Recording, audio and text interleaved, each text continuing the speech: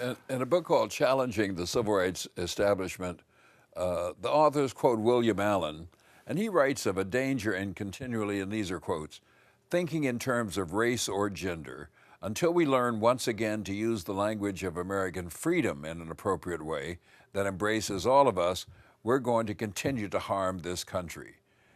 Is there a danger of divisiveness when we focus on the concept of black leadership? I don't think so. We always have divisions. Let's start there. You have people who are divided already, clearly. But we say anytime I hear somebody say going back to something, once again, American freedom for all people, you're right. Yeah. People have had different definitions of who all people would mean for years, for centuries. We know that. Because some people just 100 years ago would have been talking about the freedom to vote for everybody except women and blacks. You know, so we are a wonderful country that is far from perfect. We are constantly struggling to be better.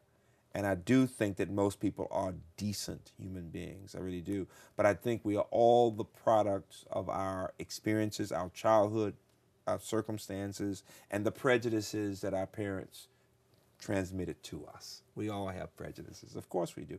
And so our challenge, it seems to me, is to continue to educate people in such a way that while they can recognize the differences among us, whether it's about how girls learn or between blacks and whites, girls learn in science versus English or whatever, there are differences, there are biological differences, to appreciate the strengths of every group, to be able to talk about ways in which we are similar, and at the same time to understand the challenges that every particular group faces.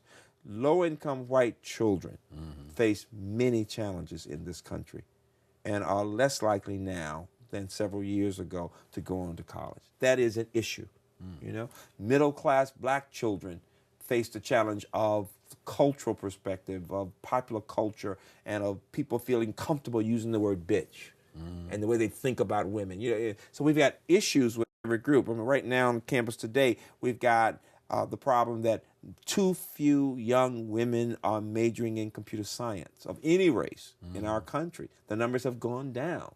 So there is a need for leaders to be able to talk with some specificity about different groups. The Hispanic population, the least well-educated population in terms of college degrees, only about 11%. And a part of the issue has to do with helping families to know what a difference this college education will make. You know, blacks will always say they want their college kids to go to college. We have that as part of our culture. Whether we do the things we need to do or not, we'll say it, you see. So every group has different issues that we need to think about, and effective leaders, whether it's president of a country or of a university, will have to be able to speak with some specificity about how we help each group to go to the next level.